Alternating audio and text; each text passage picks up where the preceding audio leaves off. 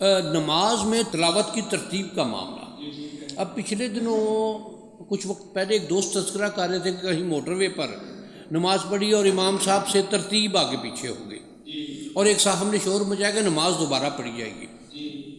اب وہ جاہد مطلق تھا وہ شخص کہ ترتیب کا قائم رکھنا فرض نہیں ہے یا واجب نہیں ہے۔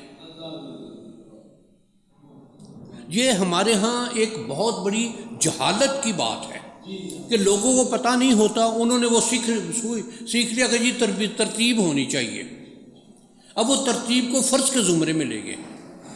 اسی طرح سے ٹخنے کا ننگا ہونا، اب میں نے کئی دفعہ یہاں محفل میں بھی یہ بات گزارش کی ہے کہ پانچے کو الٹنا، کف کو الٹنا یا شلوار کو اڑسنا نیفے میں دینا، یہ مکروہ تحریمی ہے، اور فقہی احکام میں ٹخنے کا ننگا ہونا وہ مکروہ تنزیہی ہے۔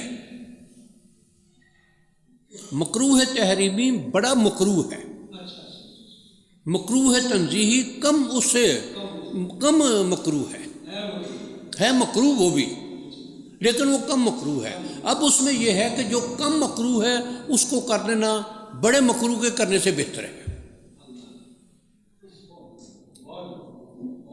اب ہمارے ہاں یہ ہے کہ جس نے اس بات پر لیکچر دیا اس نے یہ تو کہہ دیا کہ ٹخنے ننگے یہ حدیث مبارک ہے۔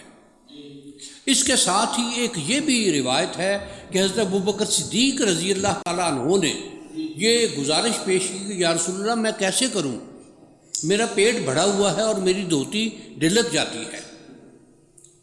تو اس میں آپ نبی کریم صلی اللہ علیہ وآلہ وبارک وسلم نے جو جواب ارشاد فرمایا کہ تم تکبر کی وجہ سے ایسا نہیں کرتے۔ اب وہ اصل مسئلہ چھوڑ دیتے کہ یہ تکبر کی وجہ سے ٹخنوں کو ننگا نہ کرنا، اور بیسیوں بار کہ جو سرگودا کے ہمارے علاقے کے آج کل جو لاچے بنائے جاتے ہیں وہ لٹھے کا بنتا ہے اور دو تھانوں سے مل کر بنتا ہے۔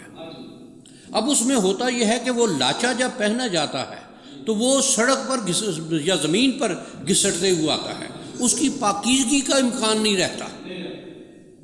یہ اس بات سے منع فرمایا گیا ہے، اور وہ لوگ اسی نیت سے، تکبر کی نیت سے وہ پہنتے ہیں لاچا۔